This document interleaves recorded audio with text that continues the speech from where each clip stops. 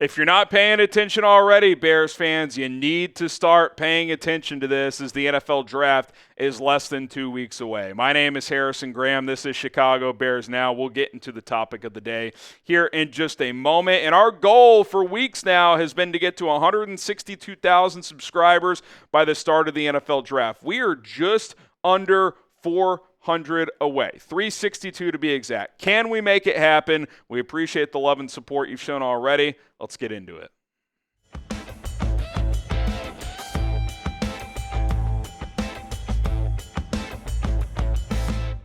Don't look now, folks, but a trend is forming when it comes to the Bears' interest in a certain position in this draft. That would be offensive tackle. The Bears have brought in another potential first-round offensive tackle into Halas Hall today.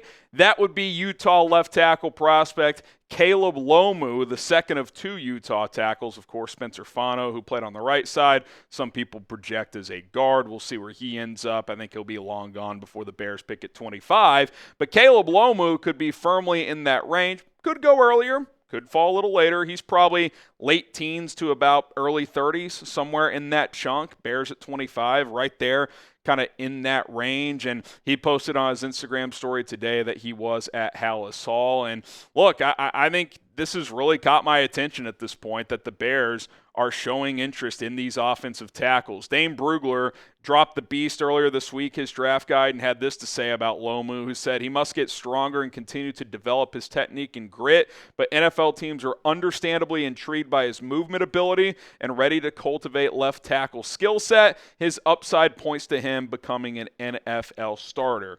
And he mentions the ability to move. He's a tremendous athlete. He moves really well, and this is a guy who measured in at over 6'6" and over 300 pounds at the NFL Combine. Did the bench press at the Pro Day, did 25 reps. So strong, not the strongest guy, but strong enough, I would say, and can certainly continue to add some of that bulk. But he moves really well. And we know the Bears run a lot of zone concepts, so I think even though he's probably not the most refined run blocker right now, his ability to get out in space should help in those regards, especially playing next to a guy like Joe Thuney if the Bears were to draft him. You look at his grades via Pro Football Focus, in a couple of spots, they went actually a little down this past year, but really more from a run blocking standpoint. You look at his pass blocking, one of the better pass protecting tackles in this draft. He's pretty technically sound as a pass protector. He's given up 2 sacks in 2 years as a starter, including 0 last season. Only gave up 8 total pressures in 2025. That's a really good number as well. I mentioned earlier, he needs to get stronger in the run game, but I always go back to that quote that Ben Johnson said during the left tackle competition last year in training camp when it was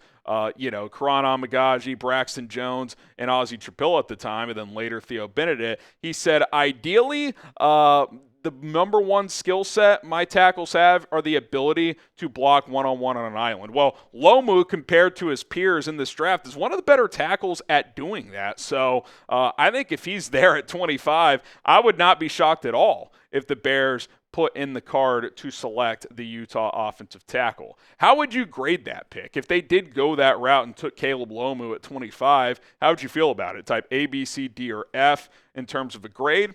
I'd feel fine with it. Listen, we'll get into it later, but I think another reason we need to start paying attention to this is I think they're kind of telling you it's an unknown what Ozzie Trapilla's future is going to look like in terms of his playing career. More on that a little bit later. But clearly right now the biggest question mark on this offensive line is who's the starting left tackle. Now, it sounds like there's some positive momentum for Braxton Jones, who was willing to re-sign with Chicago. He's up to 310 pounds according to Ben Johnson. So if he's bulkier than he was last season and can get that movement skill back that he had before the ankle injury at the end of 2024, then I think you got a serviceable option there. But if you bring Caleb Lomu into the mix, I think he can absolutely push Braxton Jones. Jedrick Wills, of course, being the X factor. We know Ozzie Trapilla is probably not going to play this year. Theo Benedict, I think they like more as that sixth offensive lineman that can do different things. The other thing about Lomu is he's one of just 3 offensive tackles that could go in the first round. There's a couple on day 2, including Caleb Tiernan, but round 1 caliber tackles that played on the left side. Monroe Freeling, who's a 1-year starter.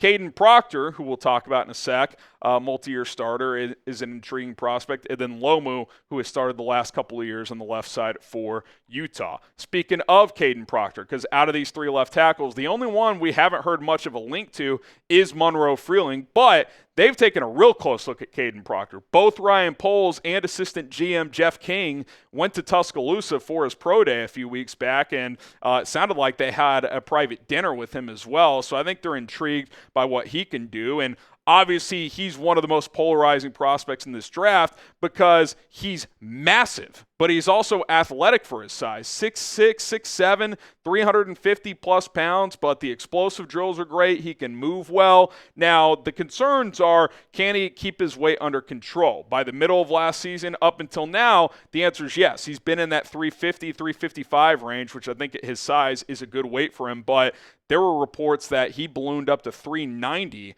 by the end of fall camp last year, and he had to shed that weight off as the season went on. That being said, and we saw it as the season played out, he had his best year of his career at Alabama. His physical traits, I remember him as a recruit, it's like, this guy is so physically gifted. Like, he's got everything you could want in a future NFL franchise offensive tackle. It's just, can he stay committed with the nutrition and the weight and all that stuff? And can he refine his technique? Because when you're that massive, your technique can break down, especially as you get deeper into these games. Brugler had this to say about Proctor. He says he's big, strong, and explosive, which is an exciting foundation for an offensive lineman, but that optimism should be curbed until his discipline and technique catch up. He has starting caliber upside at left tackle, although some teams believe moving to guard would be best for his pro career. I actually think that's part of the appeal here for the Bears, because if Ozzie Trapillo can fully recover, and if he does fully recover, well, I don't really view Trapillo as a guy you would kick inside to guard. But Proctor, with his size and bruteness, I think could be that guy. So let's say you draft Proctor. He's in this left tackle competition. Whether he wins it or not this year would remain to be seen. But regardless of that, what if Trapillo comes back and is back to himself, which torn patellar tendon, that's up in the air. We'll see if that happens. But let's say it does. Well, you could kick Proctor inside. Jonah Jackson in 2027 will be 30 years old. Joe Thuney will be 34 years old. You could easily pivot off of one of those players. Both those contracts become easier to move off of next offseason. And Proctor could kick inside, and Ozzie Trapillo returns right back to his left tackle position. So Proctor does give you that kind of position flex. I'm not sure Lomu is a guy you would kick inside. Not saying he can't do it, but Proctor, when you just look at him, you're like, yeah, that guy could play guard. He's very, very powerful, whereas Lomu is more of a technician. So I do think that's some of the appeal with him as well, not only in the short term in the left tackle competition, but long term if Ozzie is able to make a full recovery. All right, get yourself some merch, chatsports.com/LB10, the Bear Claw Selly shirt available in black and navy t-shirts. Also, when you go to that link, you'll be able to find a link in the posting there to all of our gear. We got the FGB t-shirts and hoodies, the Iceman t-shirts and hoodies, all that stuff. Check it out, chatsports.com/LB10. You'll be able to get to the right place of wherever you want to go to find some merch. And then, of course, the wild card, because, again, a trend is forming. 3 is a trend. They've taken a close look at 3 offensive tackles. We just talked about 2 left tackles. They've also taken a close look at this right tackle, Max Iheanachor. Ryan Poles spent a lot of time with him at the pro day at Arizona State. He also reportedly either has or will have a top 30 visit at Hallis Hall. And this guy's fascinating because he's only been playing football for 5 years. He played his last 2 years in high school, 3 years at Arizona State, 2.5 of which he was a starter at right tackle. However, he has never taken a snap at left tackle, at least in college. I don't know if he did in high school, but he's never done it at the collegiate level as a relatively new player to this sport. Now, he's been rising up draft boards, and, the Bears at 25 are probably right in the range of where he could go in this draft. Philadelphia at 23, San Francisco at 27, Patriots at 31, some other teams that come to mind on who could draft him.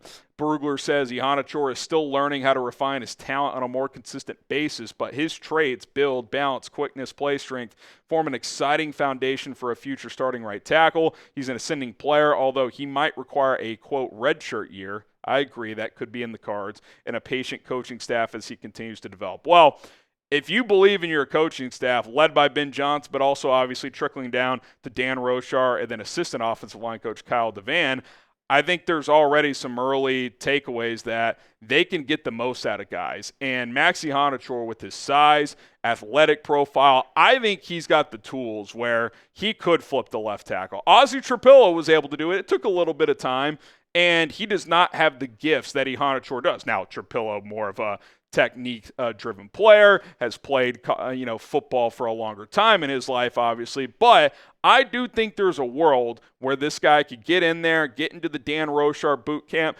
compete early on to be the starting left tackle. Probably wouldn't win the job. It would probably be Braxton Jones, but long-term could be that guy. Also, I wouldn't completely rule out the possibility long-term of flipping Darnell Wright to the left side, and maybe you could put Iheanachor in his natural position at right tackle. The point is, they've taken a close look at this guy for a reason because they think he's got a lot of tools to work with. So definitely intrigued by that. And look, this is the reality, man. They're telling you they're interested in these offensive tackles. They're showing you. Now, again, Monroe Freeling is a guy, I don't know how much homework they've done on him. Obviously, they've studied him, but is he someone they're interested in? Maybe they're scared by his only 1 year of starting, and really just the second half of this year is when he started to take off and play well. Now, that kind of intrigues me because as a one-year starter, if by midway through the season he really started to take off, it's like, okay, what could he do with another year? But whether they're interested in him or not, I think they like these tackles. I think also they're concerned about Ozzy's future. Ben Johnson said as much. He said it's very much an unknown what left tackle looks like, not only this year, but for the next 5 years. And, you would much rather Ozzy Trapillo have torn his ACL than ruptured his patellar tendon, because the recovery rate to get fully back to what they were before, especially at this position, is not that high. It's not that high. And people keep saying, well, Josh Simmons, well, a couple of things. Josh Simmons had a nice rookie year. He only played in 8 games, though, because he left, had the personal thing. And also, that was a partial tear. This is a full ruptured patellar tendon. Like, that's going to be difficult as a 6'8" human being to get back and play at a good level, much less what he could potentially have become. Not saying it's impossible, but I think the Bears are showing you with their actions they don't know long-term, and certainly short-term, I don't think they want to enter training camp with just the options that they currently have. They want to bring somebody in if it makes sense. To me, there's 7 round 1 offensive tackles. Francis Mauigoa, Spencer Fano. I think Mauigoa is right tackle, guard only. Fano could do it, but his arms are on the shorter end, so I don't know if they'd view him as a left tackle option. Probably a moot point. He'll be gone anyway. We mentioned Freeling, Proctor, and Iheanachor and Lomu. Blake Miller's the other guy. 50 career starts, I think, all at right tackle, though. So, again, could he do it? You would think he could. I'm also just not as high on him as I am some of the other guys. Okay, which offensive tackle do you like most for Chicago? If they're going to take one, who would you like to see them take? Wild card, if Caleb Tiernan was there at 57 or 60 out of Northwestern, wouldn't mind that pick either.